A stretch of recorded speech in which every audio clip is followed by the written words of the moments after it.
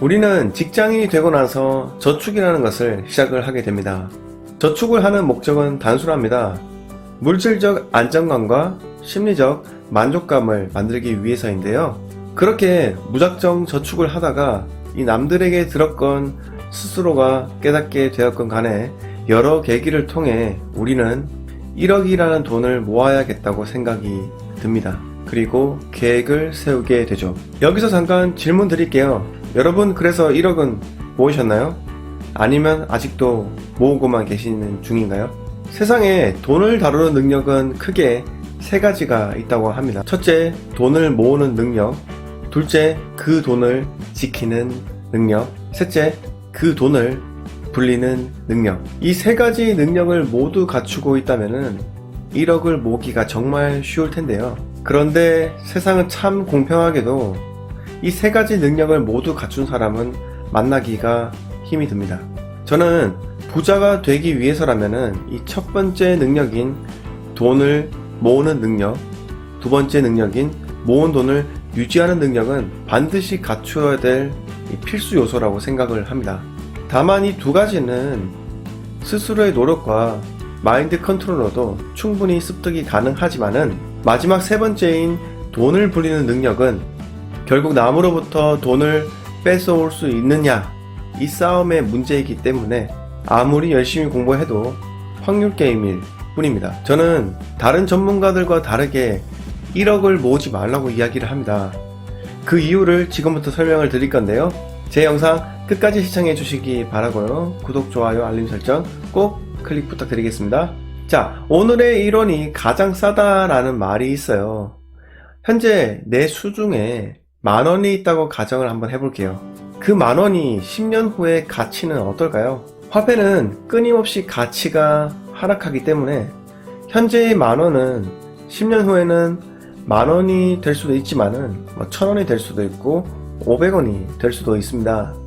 왜 이런 말을 드리냐 하면은 설령 5년 후 내가 1억을 모았다 하더라도 내가 5년 전에 생각했던 그 1억이 아닐 수도 있기 때문입니다.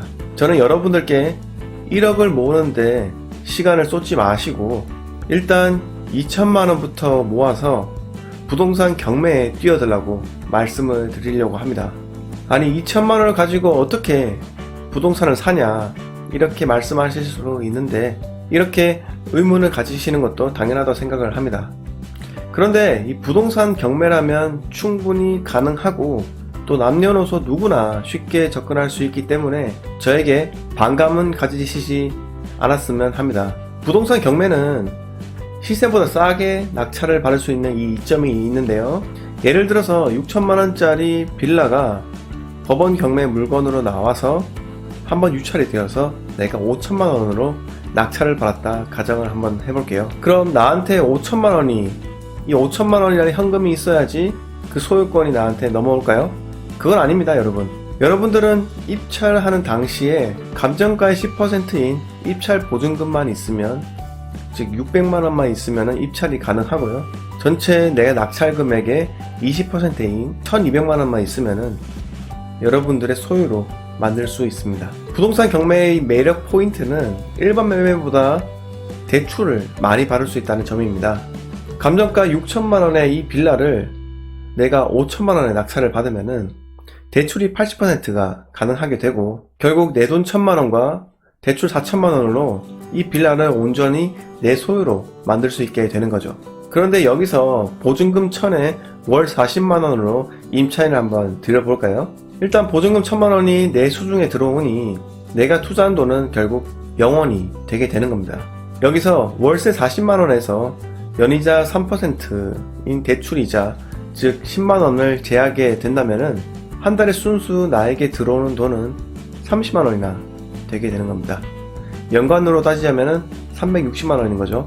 그런데 여기서 내가 부동산 경매를 통해서 빌라 5채를 낙찰을 받았고 이 임차인을 들여서 내가 월세를 받는다고 가정을 한다면은 결국 나에게 한 달에 들어오는 돈은 150만원이고 연간 1800만원이라는 현금 흐름을 창출하게 되는 거죠. 이론상으로 따지면은 내 돈 한 푼도 들지 않습니다.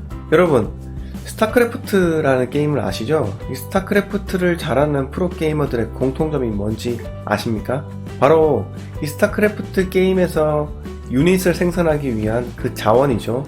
바로 미네랄 보유량을 얼마 두지 않는다는 겁니다. 스타크래프트를 정말 잘하는 사람들은 이 미네랄을 충분히 두지 않고 미네랄이 조금 보이기만 하더라도 커맨드 센터와 배럭을 지어서 바로 유닛을 생산하게 됩니다. 그리고 이 미네랄이 좀 더 모이면은 바로 재투자를 해서 다시 커맨드 센터와 배럭을 지으면서 확장을 하게 되는 거죠. 우리가 실제 생활에서 1000만원, 2000만원을 모아서 빌라나 소형 아파트에 끊임없이 우리가 재투자를 하게 된다면은 여러분의 자산이 어느 순간에 급격하게 불어나는 그 시점이 반드시 올 겁니다. 다시 한번 비유를 하자면은 이 스타크래프트처럼 나중에는 나의 클릭 한 번으로도 캐리어 12대가 동시에 추격하는 그런 상황이 펼쳐질 수 있다는 겁니다. 자, 여러분, 오늘 제가 1억 모으지 마라 라는 말씀을 드렸는데요.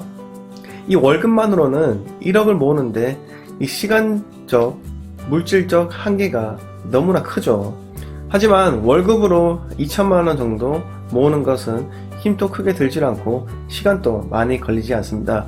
게다가 이 2천만원으로 제가 오늘 말씀드렸다시피 바로 부동산 경매를 통해서 내가 월세 수익을 창출할 수 있기 때문에 오늘 이 영상을 보시는 여러분들이 부동산 재테크적 마인드와 그리고 부동산 경매에 대해서 좀 더 관심을 가지는 계기가 되었으면 합니다. 자, 오늘 이야기 여기서 마치도록 하고요. 구독, 좋아요, 알림 설정 꼭 클릭 부탁드리겠습니다. 감사합니다.